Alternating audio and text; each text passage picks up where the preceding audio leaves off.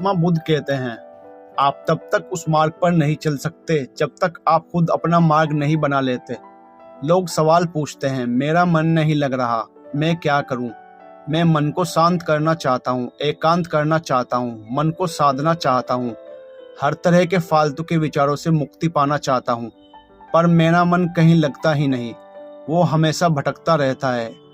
आइए एक कहानी के जरिए से हम आपको थोड़ा इसे समझाने की कोशिश करते हैं। एक गुरु अपने शिष्यों को ध्यान साधना सिखा रहे थे। तभी एक शिष्य बोला, हे गुरुवर, मैं कुछ समझ नहीं पा रहा, क्या मैं आपसे कुछ पूछ सकता हूँ? गुरुजी ने कहा, बिल्कुल पूछ सकते हो शिष्य। शिष्य ने कहा, जैसे मैं पानी पीता हूँ तो मेरी प्यास बुझ जाती है, या कोई भी पानी पीता है तो उसकी प्यास बुझ जाती है, तो यह ध्यान के संबंध में ऐसा क्यों नहीं होता? जब हम आपके कहे अनुसार एक जैसा ध्यान करते हैं तो हम में से कोई पहले तो कोई बाद में, तो कोई कभी भी ध्यान की स्थिति को प्राप्त नहीं कर पाता। ऐसा क्यों होता है? जैसे पानी से सबकी प्यास बुझ जाती है, वैसे ही ध्यान से सबके ज्ञान चक्षु खुल जाने चाहिए, पर ऐसा नहीं होता है। गुरुजी ने कहा, कल किसी ने भोजन पर हमें आमंत्रित किया है, कल तुम मेरे साथ चलना, मैं तुम्हारे प्रश्नों के उत्तर वहीं दूंगा। अगले दिन दोनों गुरु शिष्य भोजन के लिए एक धनी व्यक्ति के घर पहुंचे। धनी व्यक्ति की पत्नी ने उन्हें भोजन पर बुलाया था। दोनों भोजन करने बैठ जाते हैं। उन्हीं के साथ उस स्त्री का पति भी भोजन करने बैठा हुआ था। उसने अपने सभी नौकरों पर चिल्लाकर कहा, ये क्या बेकार सा भोजन बना रखा है, इसमें कोई स्वाद नहीं है। वह भोजन की थाली फेंककर नौकरों से कहता है कि जाओ, दोबारा ढंग का भोजन बना कर लाओ। धनी व्यक्ति की पत्नी उन दोनों गुरु शिष्य से क्षमा मांगकर उन्हें भोजन परोस देती है। भोजन करने के बाद गुरु ने अपनी थाली में 2 रोटी छोड़ दी। गुरु ने उस स्त्री से कहा कि बेटी, क्या तुम यह 2 रोटी मुझे बांध कर दे सकती हो? स्त्री ने उन रोटियों को बांध कर दे दिया। उसके बाद दोनों वहां से निकल गए। रास्ते में गुरुजी ने शिष्य से पूछा कि तुम्हें भोजन कैसा लगा? शिष्य ने कहा, भोजन तो अति स्वादिष्ट था, मुझे पसंद आया, मुझे भोजन करके बहुत अच्छा लगा। गुरु ने कहा, इससे अधिक तुम्हें और कुछ नहीं लगा? शिष्य ने कहा, इससे अच्छा और क्या लग सकता है गुरुदेव, मेरी भूख मिट गई, मेरा पेट भर गया। गुरुजी ने कहा, भोजन तो अच्छा था, फिर वो उस स्त्री के पति को भोजन पसंद क्यों नहीं आया? भोजन तो अच्छा बना था ना, भोजन एक ही था, तब उसे पसंद क्यों नहीं आया? शिष्य ने कहा, आप ठीक कह रहे हैं गुरुदेव, मैं तो कुछ समझ ही नहीं पा रहा हूँ, आप ही कुछ बताएं गुरुजी। गुरुजी ने कहा, अभी तो तुम मेरे साथ आगे चलते रहो। गुरु शिष्य चलते चलते बहुत दूर निकल आए। शिष्य ने गुरुदेव से कहा, गुरुदेव, हम हमारे आश्रम के मार्ग पर तो नहीं हैं, फिर हम कहाँ जा रहे हैं? गुरु ने कहा, बस चलते रहो। बहुत दूर चलने के बाद एक फटेहाल व्यक्ति गुरुजी के सामने आ गया और उनके चरणों में गिर गया और बोला, हे परमात्मा, मेरी मदद करो, मैं 3 दिन से भूखा हूँ, मैंने कुछ भी नहीं खाया है, कृपया करके मुझे कुछ खाने को दें। गुरुजी ने उस व्यक्ति को एक पेड़ के नीचे बैठाया और उन 2 रोटियों को निकाल कर दिया जो उस महिला ने उन्हें बांध के दी थी। रोटियों को देखते ही उस गरीब व्यक्ति की आंखों में चमक आ गई। उसने तुरंत उन 2 रोटियों को लेकर खा लिया। खाते समय उस व्यक्ति की आंखों से आंसू निकल रहे थे।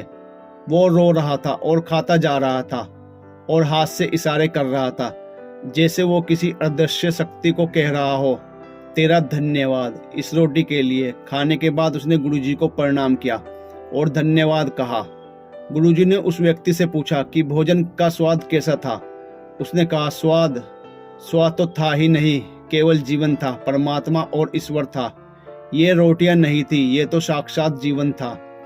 यह कहकर वह व्यक्ति वहां से चला गया। गुरु ने शिष्य से कहा, देखो, भोजन वही था, लेकिन एक व्यक्ति को उसमें स्वाद नहीं आया, तुम्हें उसमें स्वाद आया। तुम्हें भोजन पसंद आता है, लेकिन वही एक व्यक्ति को इस भोजन में स्वाद नहीं आता, बल्कि वह इसमें ईश्वर और परमेश्वर को जीवन देख लेता है। इसी से पता चलता है कि व्यक्ति और भोजन की तृप्ति में भी अंतर है। पहले व्यक्ति की इसमें कोई तृप्ति नहीं होती, तुम्हें थोड़ी तृप्ति होती है, और इस व्यक्ति को अनंत तृप्ति होती है। ऐसा ही ध्यान के संबंध में होता है। जिसको जितनी ज्यादा प्यास होती है वो उतना ही जल्दी मार्ग बना लेता है। उस शिष्य की जिज्ञासा का समाधान हो गया था, उसके प्रश्नों का उत्तर मिल गया था। लेकिन प्रश्न का उत्तर अभी हमारे नहीं मिला। प्रश्न था, मन क्यों नहीं लगता। दोस्तों, जो लग जाए वह मन नहीं है, मन का स्वभाव ही है भावना। जब हमारे पास कोई चीज अत्यधिक होती है तब मन उससे भागने लगता है। जैसे उस धनी व्यक्ति का मन जिस भोजन से भाग रहा था, जो उसके लिए आम बात थी। लेकिन जब कोई चीज हमारे पास सीमित मात्रा में होती है और हमें मिल भी जाती है, तब हमारा मन उससे जुड़ा भी रहता है और हम उस चीज की थोड़ी बहुत अहमियत भी रखते हैं। जैसे उस शिष्य का मन जो उस भोजन से थोड़ा बहुत जुड़ा हुआ था, तो उसने उस भोजन के स्वाद को भी जाना। लेकिन जब हमें कोई चीज चाहिए होती है और वह हमारे पास नहीं होती, तो पहले हमारा मन उस चीज के लिए बहुत लालायित रहता है, वह हर हाल में उसे पा लेना चाहता है। लेकिन जब कोई चीज प्राणों से जुड़ी हो, जैसे कि वह 2 रोटी, और जब बात प्राणों पर आ जाए तब मन गायब हो जाता है। तब आप स्वाद नहीं देखते, भोजन का प्रकार नहीं देखते, तब आपको सिर्फ भोजन चाहिए होता है। तब आप एकाग्र हो जाते हैं भोजन के लिए। जो मिले उसी में आपको आनंद आ जाता है। स्वाद हो या ना, आपके प्राण अंदर तक उसे स्वीकार कर लेते हैं। और यह तब होता है जब मन नहीं होता। हम हमारे मन को लगाने की बहुत कोशिश करते हैं, कुछ पढ़ाई में लगाने की कोशिश करते हैं तो कुछ अपने काम में लगाने की कोशिश करते हैं। लेकिन आपने देखा होगा कि मन कहीं नहीं लगता, और ये लग भी नहीं सकता, क्योंकि इसका काम ही है नहीं लगना, बल्कि इसका काम है आपको भगाना इधर से उधर। एक चीज आपको मिली तो दूसरी चीज पर ले जाना, दूसरी चीज आपको मिली तो तीसरी चीज पर ले जाना। मन संतुष्टि को नहीं जानता, वह केवल पाना जानता है, पाने के बाद भूल जाना जानता है। जो मिल गया उसे छोड़ देने की आदत जो होती है, जो छूट गया उसे फिर से पा लेने की आदत मन की होती है। अपनी जिंदगी के पिछले हिस्से को देखें और जानें कि क्या आपका मन कहीं लगा है, कहीं रुका है, जब वह केवल आपको अभी तक भगा रहा है। अब सवाल आता है कि अगर मन का काम भागना या फिर भगाना ही है, तो क्या हम जिंदगी भर भागते ही रहेंगे? क्या हम कहीं रुकेंगे नहीं? ध्यान से देखो तो जिंदगी ऐसी ही है। जन्म से लेकर मृत्यु तक इंसान भागता ही रहता है, कभी किसी चीज के पीछे तो कभी किसी चीज के पीछे। लेकिन फिर भी कुछ इंसान अपवाद हो जाते हैं, फिर वह रुक जाते हैं, भागना बंद कर देते हैं। तब चीजें उनके पीछे भागती हैं, वे किसी चीज के पीछे नहीं भागते। इसका सबसे बड़ा उदाहरण सव्य गौतम बुद्ध। हम आम लोग कैसे अपने जीवन में ठहराव ला सकते हैं, कैसे हम अपने जीवन में एकाग्रता ला सकते हैं, कैसे हम अपने जीवन में अपने मन को अपने आप नियंत्रित करने से रोक सकते हैं, कैसे हम अपने जीवन में अपने मन को अपने आप को नियंत्रित करने से रोक सकते हैं। और इसका एक ही रास्ता है, वह है ध्यान। ध्यान व्यवस्था लाता है, मन भागता है, ध्यान ठहराव लाता है। मन लालच देता है, ध्यान लालच को देखने की दृष्टि देता है।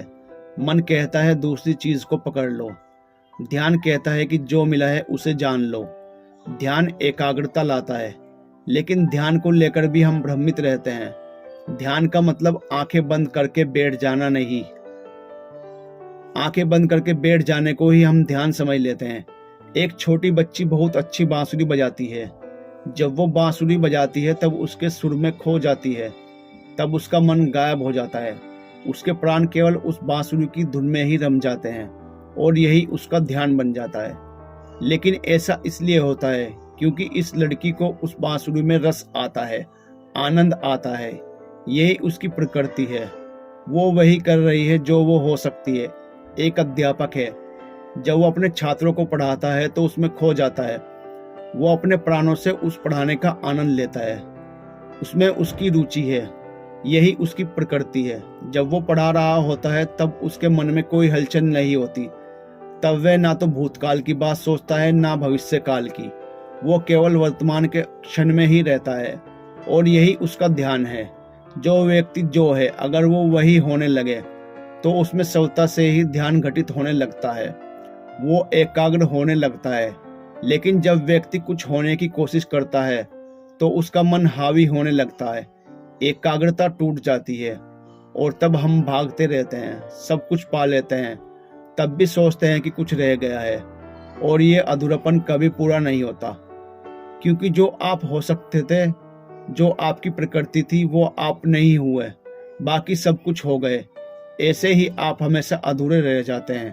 तब मन कहीं नहीं लगता। मन की प्रकृति ही लगने की नहीं है। जो लगता है वह एकाग्रता है, वह ध्यान, और जहाँ आपको एकाग्रता मिल जाए समझ लेना वही आपके लिए बना है, जिस पर चलकर आप संपूर्ण हो सकते हैं।